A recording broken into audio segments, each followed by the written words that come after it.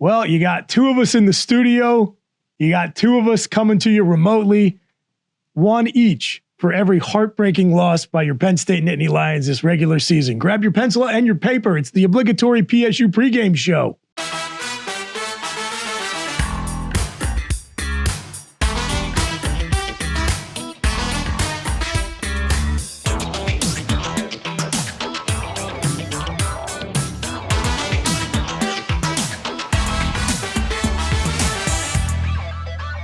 Welcome back, everybody. Happy holidays. It's the obligatory PSU pregame show brought to you by Anti-Fragile Brewing at 324 East Calder Way here in Happy Valley. Check them out at antifragilebrewing.com. I'm your fake host, Chris Buchignani. Joining me in the studio is Kevin Horne, Secretary of the Mount Nittany Conservancy. Yes, also Willow, who's crawling under me right now. And Willow's a very sweet girl. Willow's if she gets on camera. Way better than dog. Way better than having Mike in studio. Joining us remotely for today's Peach Bowl preview is former Penn State and NFL defensive tackle Brandon Noble. Hi, Brandon. Hello, guys. Hello. And joining us also remotely, because I don't know if I'm allowed to say it, but I'm going to say it anyway, because he has COVID or is just getting over it, is a beloved campus icon, Mike The Mailman. But you're fine, though, Mike. Reassure the people. Hi, everybody. Everybody's good. I'm good. We're all good. We're ready to roll. Somehow he's going to get some more fake PPP loans out of this. I feel like we did such a great job like keeping Mike isolated during the pandemic. For him to get it afterwards is just disrespectful for all of us. Well, we did such a good job that he has no natural immunity. That's a good no natural immunity for Mike The Mailman. And no natural immunity for another 10-2 season for the Nittany Lions. Let's slide right into it. I just want to go around the horn. And there's a lot to talk about. And, of course, the bowl game against Ole Miss. But since we haven't been with you folks for a few weeks, I want to get the thoughts from each one of you guys on just the way this season wrapped up. Now that there's a little time and distance, Kevin, how you feeling? It's fine. I don't know. It's fine. Depends if we win the Peach Bowl or not. But otherwise, it's fine. Okay. Well, let me just ask you, since you brought it up, if we finish 11-2, just like last year, with another New Year's Six bowl win, how you feel about that year overall? Penn State will have been the only program to have won all 6 New Year's Six games. There's only been a New Year's Six for like a decade, but Joe Paterno himself won the New Year's 5. Franklin has already won 3. And so we're going to be the only program to do it, which I think would be pretty cool. No, I'm not a 10-2 seasons of waste naysayer. It was not the most enjoyable of years, given basically you lose the 2 games that matter and you kick the crap out of 10 teams that are in a year where the Big Ten's down and none of them even have a pulse. So it was kind of a boring year to watch, frustrating in a number of ways. The offense was a lot worse than we expected and not really an enjoyable watch, but I'm not going to ever complain about an 11-2 year. I know the contemporary wisdom of the day is that bowl games don't matter unless they're the playoffs and it's a glorified scrimmage, and it's disappointing to never have made the 14 playoff. Extremely disappointing, especially this year where I think Penn State matched up pretty well with Ohio State talent-wise. We just didn't have the horses on offense. So no, but I'm never. I don't buy into the bowl games don't matter thing. I especially don't buy into the New Year's Six bowl games don't matter thing. So am I over the moon ecstatic about 10 or 11-2? Of course not. But I'm pleased. I think, and again, this is like some a lot of people in the Penn State media will say this, but many and James himself. But how many programs would change spots with us? It's a fair point. 90% of them. Yeah. So yeah, I hate using that. I don't want to underscore it. Fine. Yeah. Fine. Everything's fine. Yeah. And I'll have a few other things to say about that, but just to react to what you said, I do think you saw it with the Rose Bowl last year. Winning the bowl game does so much for the psychological health of the discourse around your program. How much is riding on this game coming up here? So, like, if it's 10-3 versus 11-2, is that a big difference to you, or ultimately doesn't matter that much? It is a big difference. I think so too. It doesn't make the season a failure, but 11 versus 10 isn't a big deal. The last year where the Peach Bowl is a New Year's Six bowl, that's a big deal. All that matters to me, and I mean, it clearly matters, despite the fact that most of the sports media and a lot of the players, frankly, think that bowl games are glorified scrimmages. I mean, the Peach Bowl just sold out, and as of this recording, Penn State only has one opt-out. They have like 8 guys that have declared for the NFL, only one opt-out, Chop Robinson. Probably 1 or 2 more coming by the time the game comes around. Ole Miss, to the point of this recording, has been very cryptic, to the point of even being a little rude, which is weird because Ole is a great guy. But we'll probably have 1 or 2 more. But yeah, I mean, it matters to me. It matters, the wrestling fan is still real to me. Damn it.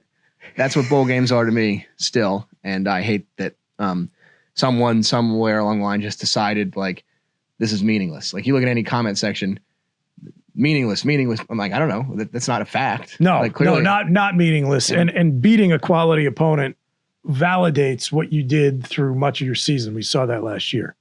So 10-2, rainbows, sunshine, and COVID-19. Mike the Mailman, how you feeling? I'm always happy when you can win a double-digit year. 10 wins is always good. 11 wins is even better. But I thought it was an interesting year.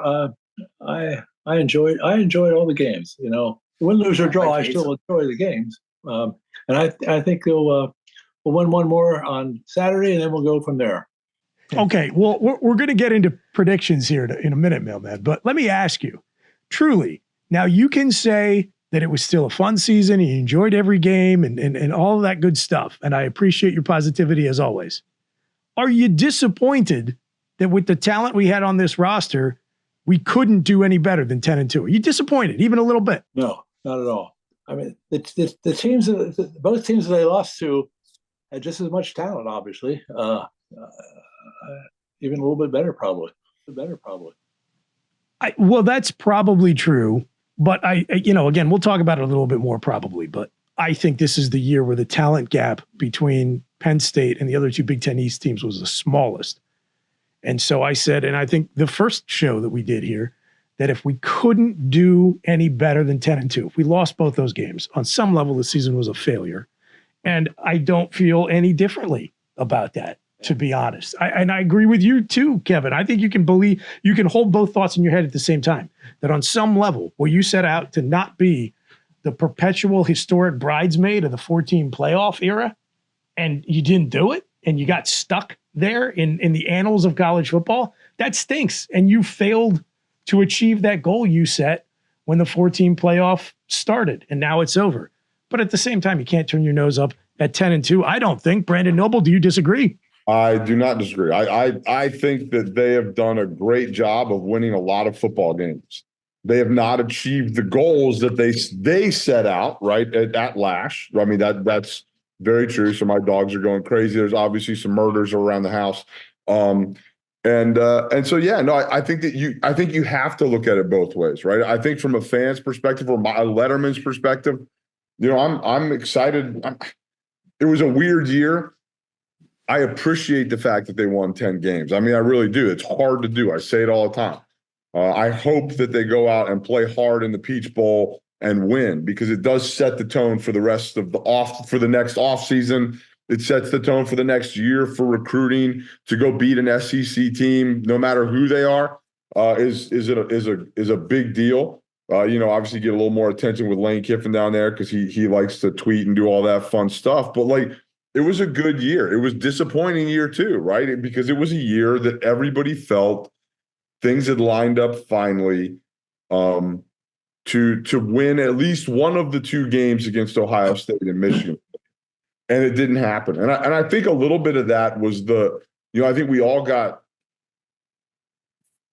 fooled isn't right, but the propaganda machine won, right? Like the Drew Aller is the savior of the program, right? This is not a shot at him, right? There were other things that happened there, but that one kid at this point in his career isn't enough to put us over the edge on that side of the ball. And they didn't have receivers around him.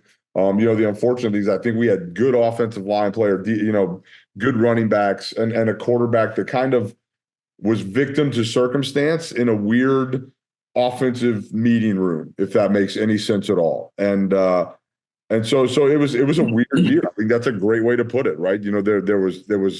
It was awesome. We won 10 games. Hopefully we finished with 11. At the same time, it was really disappointing because we didn't achieve the goal that they set out for. And it was, to Kevin's point, the last time that we had the opportunity to do it. Now to me, it becomes harder. Now you miss the playoffs. Now you don't win one of those first games.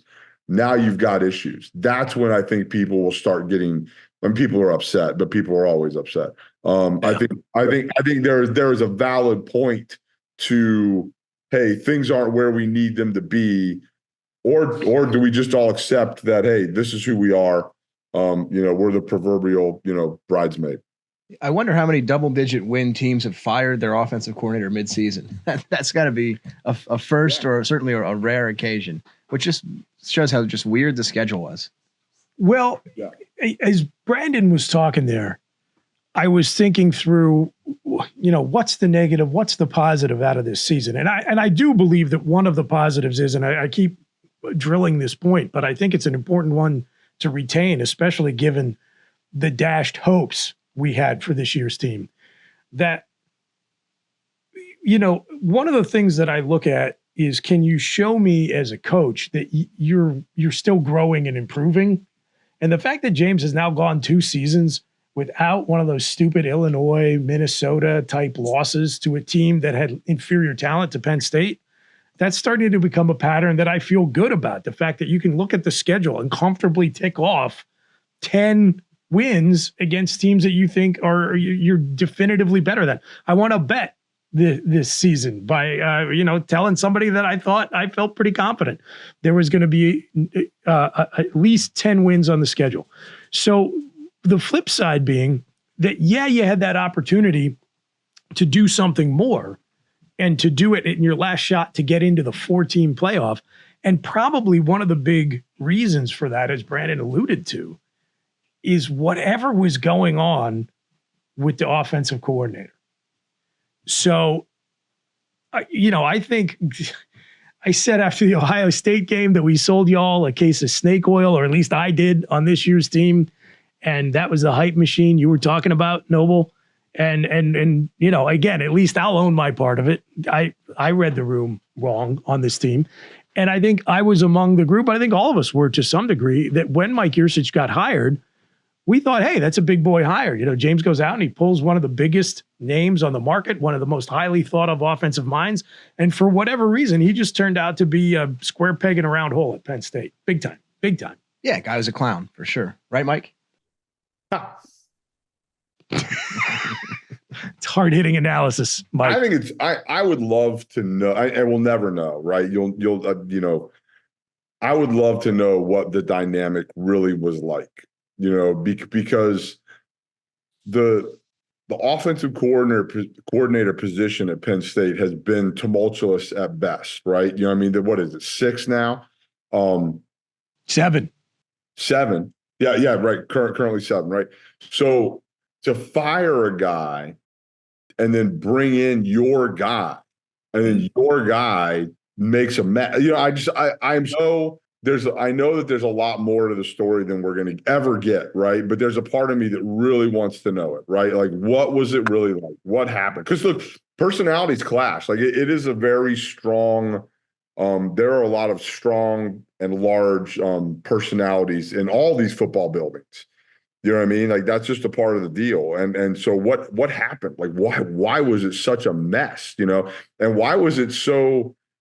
I mean, I guess kind of Kevin's point, right? The Big Ten was bad. Our schedule wasn't super tough, right? Like, we were lighting people up, but then when we had to play real football teams, they looked scared. Like the play calling looked scared and ineffective. So it was interesting, right? I would love to in 10 years, hopefully somebody, I run into somebody that will tell me the truth. I have definitely asked people and I've gotten no answer. So, I couldn't tell you if I knew. I'm wondering how early on in the season did Franklin know he was going to let him go? I mean, to me, everything was going well for up the first 5 or 6 games, but after that, I don't know whether he knew that then or not. I'm surprised that happened. Yeah, well, that's the thing, right? The other thing about that schedule this year is you didn't really know who you were until it was too late, and then all of a sudden you got punched in the mouth, and it was like, this isn't exactly what we wanted. So yeah, I just think it's an interesting thing, and hopefully this next cat is better and it fits better, But again, it's the 7th one in however many years. That's amazing. That's amazing. The coaches have dropped some little nuggets during the availabilities about sort of what was going on. And again, the best narrator would be someone inside the program. If only we knew someone who worked for Penn State football that you were related to, Brandon. But I've worked on that. Absolutely. Yes. But, still working on that. And I don't think, I mean, Yurcich has his personality just based on how he behaved at press conferences that would clash with anyone who was not committed to a mental institution, right? But all you have to do is look at the Michigan State game and how the play calling went there. You know, let's throw it deep to Amari Evans, get him involved for the first time, break some big runs. Now, how much that's execution and play calling, I don't know. But Coach Franklin, they've let Coach Franklin talk to the media about the situation more than he's been a little bit more open than he usually is. Ty Howell and Sider have done a couple of availabilities, and the consistent message is that there was a lack of collaboration before this change was made, right? It's my way or the highway type deal. You knew things were a little weird when he was sort of banished to calling the game from the booth before, which he had never done before, which made it seem like there might be a personality clash in the sideline, and maybe that would help communication. But the message has been now things are more collaborative, people are more willing to listen, and they're willing to open up a little bit more. I mean, it's just a shame, you waste this defense and you finally get a 5-star quarterback and he can't move the ball against the two teams that need to move the ball again, and we'll never get that opportunity back, at least with this defense. But yeah, it seems like it became a point of complete dysfunction, which is why you make that move as early as you make it when you've won all of your games other than those two. I wish he would be asked point blank. It's, because James gives the company line, just like I gave 10 minutes ago, about how happy he is with 10 wins and double-digit wins, and this is great, and people should be envious of this program. We're doing it the right way and all that. And all that is true. I wish someone would ask him, like Mike Foreman or Audrey or someone, like, yeah, all that's true. But then why'd you fire the head of your offense in the middle of the season if you're so happy with how that went? Now they would never get to ask. That'd be the last question they ever asked. Correct. Yeah. Correct. But yeah, I think that's how much of the blame is the coordinator versus Drew Aller versus the fact that the best weapon he had all year was the backup tight end. Johnny's dog could probably catch better than Condre Lambert-Smith. Like, how much of those three recipes mixed together? I know we have sponsors now. Sorry, Chris. How those three things mixed together to create the offensive product they put out there, we'll never totally know. That's why it's the mystique of a team game. That's why football captures our imagination, because idiots like us get to be like, they should have done that. They should have done that. Who knows which of these three things is at fault? And I don't suppose we ever really will fully know. We'll talk about fans being emotional. I love Noble wearing the Kelly Green Eagles shirt, and just like the Eagles, it's out with the old, in with the new, because like the Birds had to do this offseason, Penn State's replacing both of its coordinators. So we'll talk about that after our break. Here's a little preview of our new offensive coordinator from Coach Caduti. It's our Call of Caduti segment. We'll be right back. Caduti, Cuddle Nicky.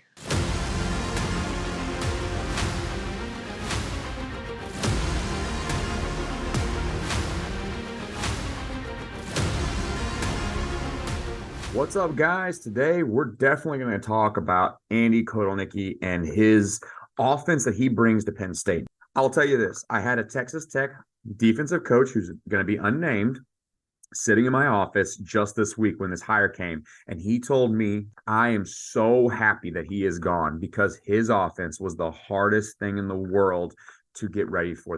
All right, now let's show how he uses pre-snap motion and play action to open up explosive plays downfield.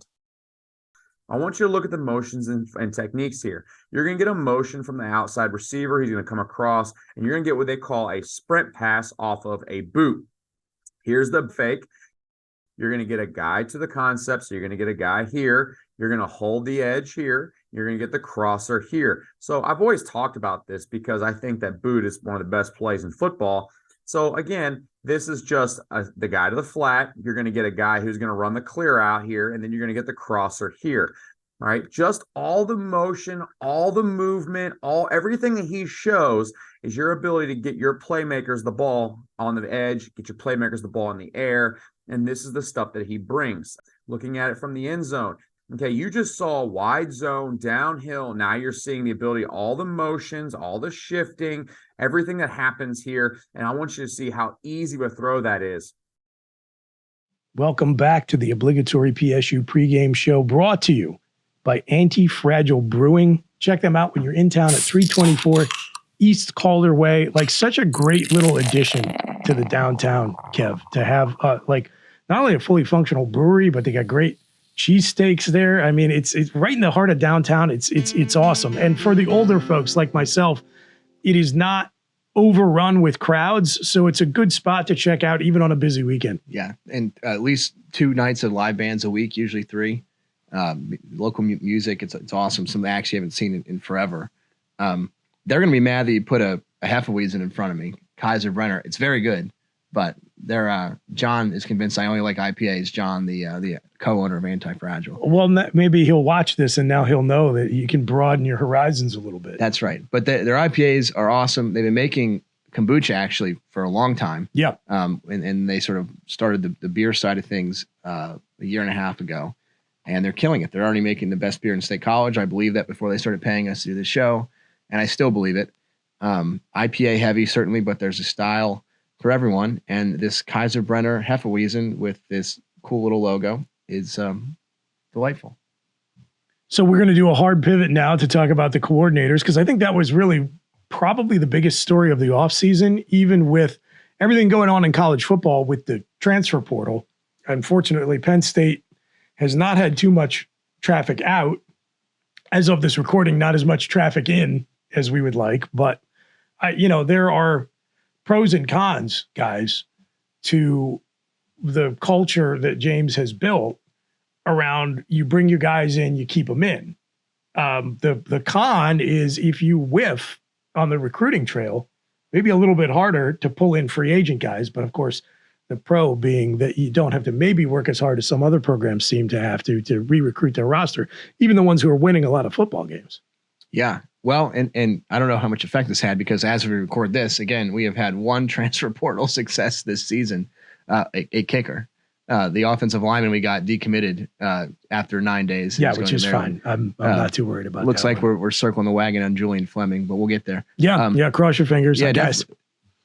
Look, I like that we're not a portal team, but yes, getting the coordinators in place as quickly as possible, obviously super, super important to that. Although I do think we do it the right way, as Coach says, right? You're committing to me, not the coordinators. We're going to get coordinators that are so good, they're going to go elsewhere in a year or two.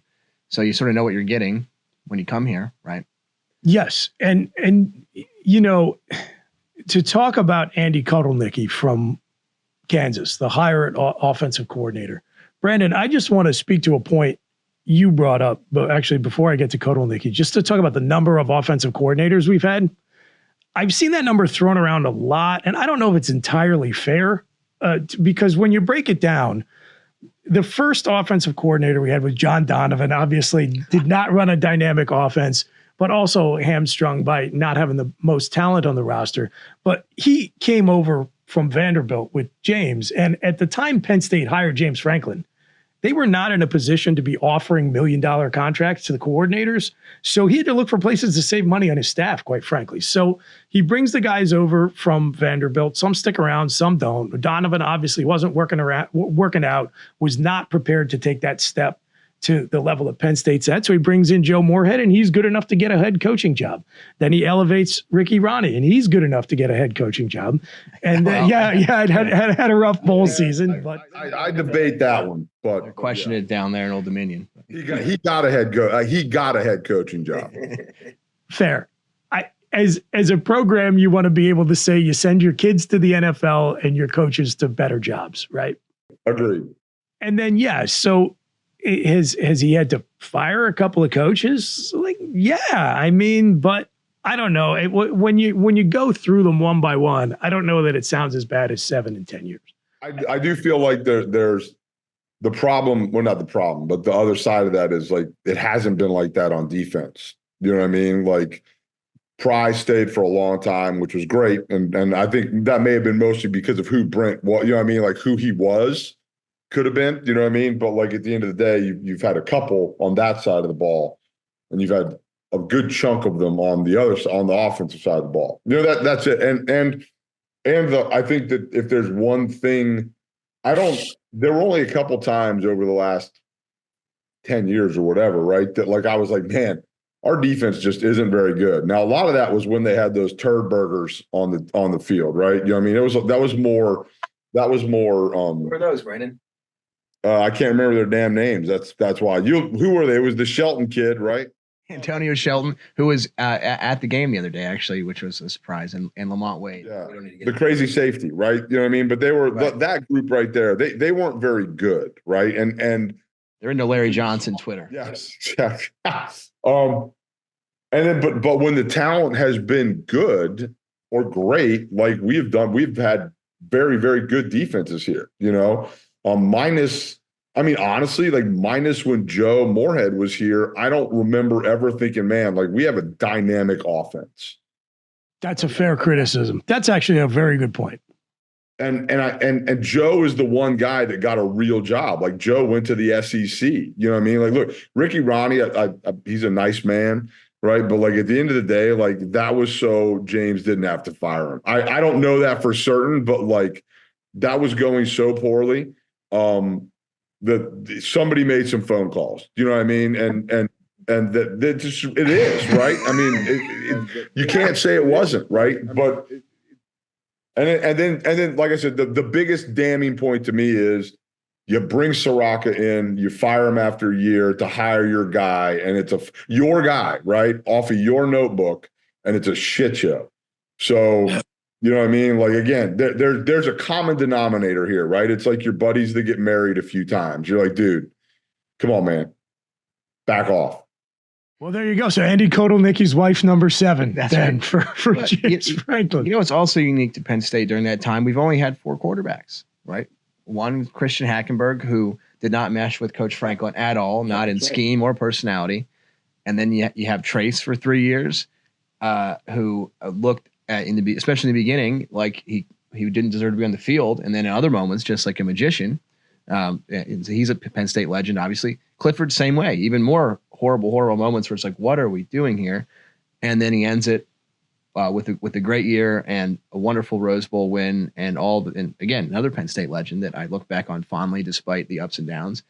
And now you got this guy, and this is the first actual quarterback other than Hackenberg, who I give sort of a mulligan to because he inherited him. This is the first real quarterback that Penn State's had. I think Trace was a safety and he was a 3-star, and Sean, I think, was also a 3-star. It was a 4, I think. 4, maybe he became. This is the first real raw quarterback talent out of high school that Penn State's ever had. I mean, very few programs have only had 4 real starting quarterbacks during a decade period. That's also extremely unique, and given all these coordinators and things like that. But I mean, pros and cons to all of that. I mean, I certainly prefer that to a lot of these programs. They're just using 1-year rentals at quarterback. You know, who are the best 5 quarterbacks in the country? Well, they're automatically going into the portal, and they're going to go to a team where the coach promises them that they will start, where they already have the pieces in place to make a playoff run. I'm glad we are not partaking in that, although I would like to win with this guy. we finally have our Mustang, right? So schematically, I don't know. I like what I've seen from Kotelnicki. I mean, the one thing I can say for sure is that offenses he coordinated at Buffalo and Kansas outperformed expectations of those programs consistently over a multi-year period, including 2 meetings with Penn State, where Buffalo's offense gave our defense a tough time. But look, as I said, I was impressed with Mike Yursich when we brought him in. So the one thing I can say for sure is that having watched him in one press conference, personality-wise, he definitely seems like a less of a weirdo than Mike Yursich was. So, I mean, that's not nothing. You've got to be able to connect with your players, Noble, and you've got to be able to recruit. And so just the personality he showed off behind the podium, which is really all I think we've got to go on, other than, once again, being promised that this is one of the great offensive minds. Like that, I think as far as it goes, has me feeling positive. He looks like he looks like Paul Clifford, Alumni Association CEO, and athletic director Pat Kraft had a child. 50-50. It's wonderful. It's ridiculous. It's wonderful. And not that they're not beautiful men, but not for nothing, like Kotelnicki's wife's like at least a foot taller than him. Like, he seems like a hilarious guy. And just like Paul Clifford and Pat Kraft, I imagine fun to have a beer with. Maybe we'll get all three of them on the show and replace three of us on the panel. Oh, that'd be great. Those three guys and Mike the Mailman. Wear a mask, Mike. Well, I will mask. But it's the only risk, I guess, is it's another guy that came from a Big 12 defense. Yes. Which is the same thing. You can run all these trick plays against the Big 12 because they don't play defense. Hopefully it's a change. At least this guy has Buffalo experience, not for nothing. I think that's a fair point. Kevin said there, and my early concern, and I love the press conference. I absolutely thought the guy was hysterical. He looks like he fits in, right? He seems kind of very blue collar, right? You know what I mean? Very relatable, very quick, you know what I mean? Like very, engaging, like all those things that you said, Chris, like you got to recruit, you got to be able to communicate with your players and do those things. My only real concern is, and I have not watched any, I haven't really paid attention to Kansas football, right? I mean, I know they've had a resurgence. But when I was kind of going through the Twitterverse or the X, whatever it is now, almost all of the concepts that I saw, that the online gurus brought up were trick plays, right? Were two quarterbacks on the field at the same time. And like, yes, that's very cool and fun to watch and fun to talk about and diagram. But like when you've got to get a first down against Ohio State, like, is that what you're going to do? If you've got to establish some sort of physical playing against Michigan, can you do it? So those are my questions. I'm excited about the hire. I am. I like. It seems like a great guy to be around. And like you said, Kev probably loves to have a beer or two and laugh his ass off. But like I'm going to need to see, that he can call a Big Ten game, and they've got to have a little bit of that. At the end of the day, your unit takes your personality, right? Your position group, the unit, and the team, right? And it kind of works its way up like that. So we'll definitely find out. Yep. And to transition the discussion, a skill that I thought Mike Yurcich lacked, and I hope that Kotelnicki possesses, and that I think Manny Diaz absolutely had, was the ability to translate concepts, X's and O's on paper, to the actual guys in your locker room and understand how the personnel on your actual team are going to translate to whatever kind of system you want to run. So you say, okay, I would love to do this, but I have to suit the skill set of my best players. And if I do this, it's going to put this guy in a position to succeed. And I thought that clicked for Joe Moorhead. I don't think it ever did for Mike Yurcich. And I think clearly, like if you look at the fact that, Johnny Dixon had 4 or 5 sacks this year as a corner. And any one of those corner blitzes could have been an absolute disaster. But Manny just had a good feel of when to call it and that, Johnny was going to get home when he called it. And now that's out the door. We've transitioned to Tom Allen. So let's talk about the new defensive coordinator and how you feel about the hire and the loss of Manny Diaz, Kev. Yeah, I mean, again, I like it. Manny, yeah, obviously Manny was awesome. A great 2 years. It seemed like he fit culturally too. The Penn State online, at least on Facebook discussion, is dominated by 50-year-old women, and 50-year-old women really loved Manny Diaz. Like people were crying in the streets, because he would like go to the women's clinic, I think, and he was just charming, and it was a weird kind of like, oh god, the program's over type thing. I don't know. I don't view it that way. Wine moms love Manny Diaz for obvious reasons. Yes, you're putting it more polite than I could. They liked his aggressive blitz schemes. They thought that was a big upgrade from Brent Pry, just trying to get there with the front four. Yeah. So I think he's a good fit at Duke too. We'll see. Good for him for getting back there. I like Tom Allen. I liked Tom Allen who's in Indiana. He seems like an all shucks, folksy guy. I think his players love playing for him. Not everyone loves it. Mike Portman, friend of the program, does not like it. Although I don't know how much Mike would like any hire that James Franklin made. Yeah, love you, Mike, but nonetheless. Because look, Indiana, other than the COVID year when they beat Penn State, and even then they weren't that great. They kind of faded at the end. Like that Indiana program was not good. And look, they've never been good. I know you're going to say they've never been good. There's no expectations, and he met the no expectations. But the defenses weren't great. And even when Manny Diaz got fired at Miami, it was still a much more successful program than Indiana was, and their defenses were way better. Even against similar opponents. So Indiana was kind of a dumpster fire for a long time on both sides of the ball. And so you're hiring a guy based on essentially what he probably did a decade ago before he got that job. And whether that translates or not, I don't know. But again, I like the guy.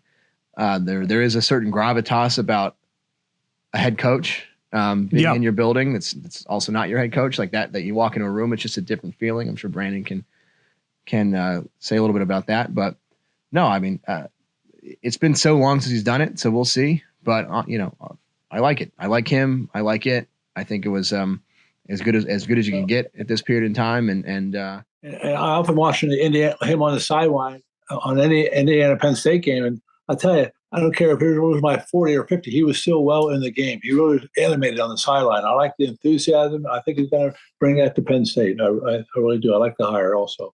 Do you know what I like, Mike? The view of your nose and the rest of your face down, because you got to remember that you're on Johnny's not framing you up in the camera, buddy. But that's actually a good point. That was one of the things I said right when we hired him.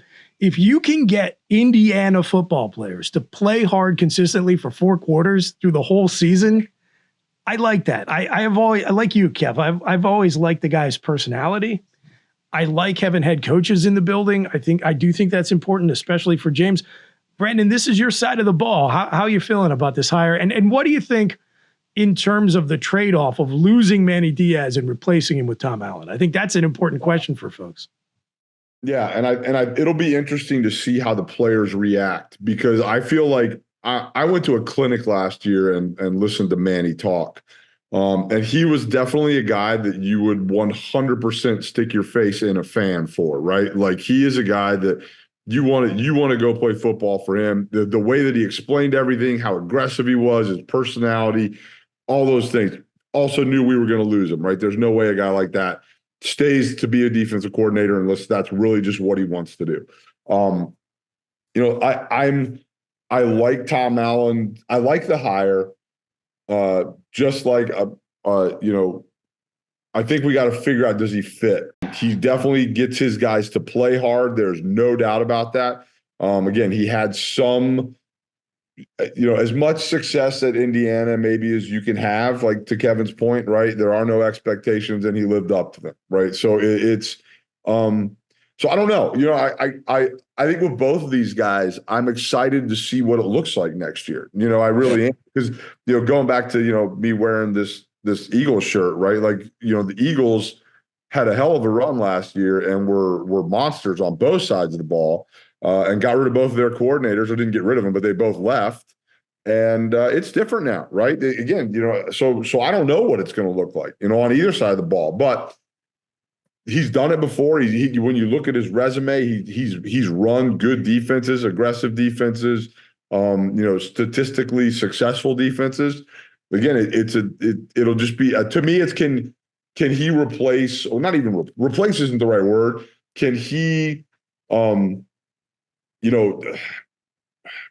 don't know. I don't know what the right way, because I don't want to say replace, but can he kind of put his personality in a way that replaces Manny's personality, right? Like, I don't know if that makes sense, but he's got to match that level somehow or another. And it's going to be a challenge. You know what I mean? I think but I think he can do it, right? Because I don't know the guy at all. But I've liked listening to him talk all those things. But like, I was like, when I watched Manny talk, I was ready to go play football. So again, I don't know. It might be a little easier. Unfortunately, Penn State is losing the majority of its defense to the NFL. Basically, everyone who can go is going to go and be drafted, other than like guys like Abdul Carter who can't go. So I don't know. That stinks. But on the other hand, it might be a little bit easier to mold. This would be a true test. Right. It'll mold the second stringers into his vision a little bit more than if you'd started last year and you really liked what Manny Diaz was doing. He gets. Penn State had a great second string defense. Like, there's a lot of 4 or 5 star guys in that roster that are going to step up to Dennis Sutton, et cetera, et cetera. But it might be a little easier to install your scheme when you don't have guys that have been on the field very much. Yeah, no, and that's a great point. That's a great point. It is going to be a newer group next year, and then these guys are all leaving, so it allows those guys to come into their own, and also allows Tom to come in and kind of be the defensive coordinator. So that's a really good point, and one I hadn't thought of. And so again, and I'm not saying, I don't mean any of this that it's not going to work, right? I just, personality wise, you know what I mean? Like, I just don't. That's a part of it. It really is. I got the feeling when I listened to Manny talk, like he he's aggressive, and the defense was aggressive, and that's a fun defense to play in. Again, that time will tell as to whether or not this defense is going to kind of be or who they are or what they are, because I've never really watched his defenses play, to be completely honest with you. Yeah. No, and I appreciate your honesty about it. I think that's a good holistic take on the situation. I think given the losses personnel-wise on defense and the transitioning coordinator, you're going to see a productivity drop-off. And really, Tom Allen's job in year one is to minimize the drop-off. I think if anybody expects this to be the number one defense again next year, you're setting yourself up for disappointment. But can he keep them in the top 15, top 20? And then can the change at offensive coordinator offset whatever losses you have defensively where you're scoring more points? So it's either, to your point, Brandon, it's going to be really interesting to watch because it's a whole new chemistry set for James Franklin to play around with. And he's either going to invent a new winning formula or it's going to blow up in his face, and it's going to be interesting to watch and good for us to talk about. And by the way, I mean, we just had signing day. We didn't lose one recruit based on the offensive defensive coordinators losing. Like, that's a great point. I don't know how many schools can say that, which is pretty impressive. I was laughing. See, Penn State number 3 recruiting class in the Big Ten. I'm like, oh, great, again, Ohio State and Michigan, and here we are at 3 again. And then I click on it, and I'm like, oh wait, no. Ohio State's number 1 and number 2 is Oregon. So we actually had a better recruiting class than Michigan. I'm like, so this is going to take some getting used to being in the recruiting rankings in the conference with Oregon. But all's well that ends well. And with the transfer portal, I question how much your initial recruiting rankings even matter that much, because you got to be able to hold on to those guys for 2 or 3 years after you get them committed and on campus. So when we come back after our break, we're just going to talk about the Chick-fil-A Peach Bowl and the last view of this year's team as it transitions into next year's. So we'll be right back. Welcome back for the final segment of this season of the Obligatory PSU Pregame Show, generously brought to you by the good folks at Anti-Fragile Brewing Company here in State College.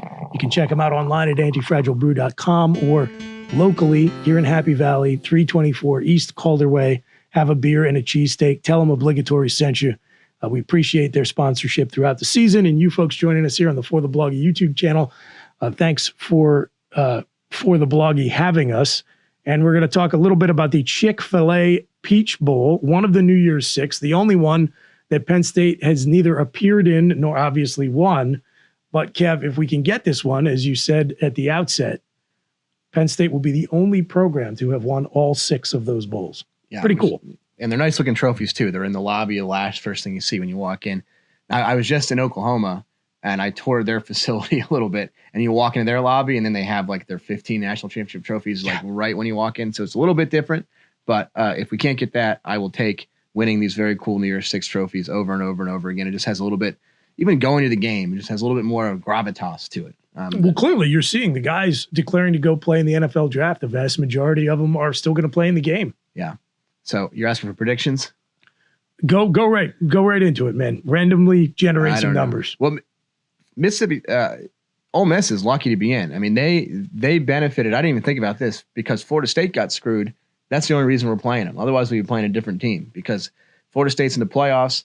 Louisville down at like 22 or whatever goes to the Orange for the conference buy-in, and we're playing someone else. So they snuck in by the skin of their teeth there because the committee screwed up the Florida State situation.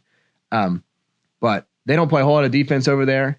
They're gearing up for a really special season next year and the year after. I mean, they're actually dominating the portal right now. They got some rich loser down there that's just throwing money left and right. They're getting whoever they want in the South. It's been fascinating. And Lane Kiffin's a great recruiter and a funny guy and a college football legend. And take that however you wish. So they're looking forward to next year already. And so I think it's a little bit of a look-ahead game for them. They got absolutely smashed by any competent offense they played all year. Even though it's the SEC was down a little bit this year too. But they got destroyed by any competent offense. And they don't play a whole lot of defense down there either. So I like Penn State by 2 scores, especially if we don't lose too many more guys. Neither team, I mean, Lane Kiffin was kind of funny. He's like, well, we're going to have our old team because we don't have any NFL prospects right now. So don't worry about us opting out, which I thought was kind of funny.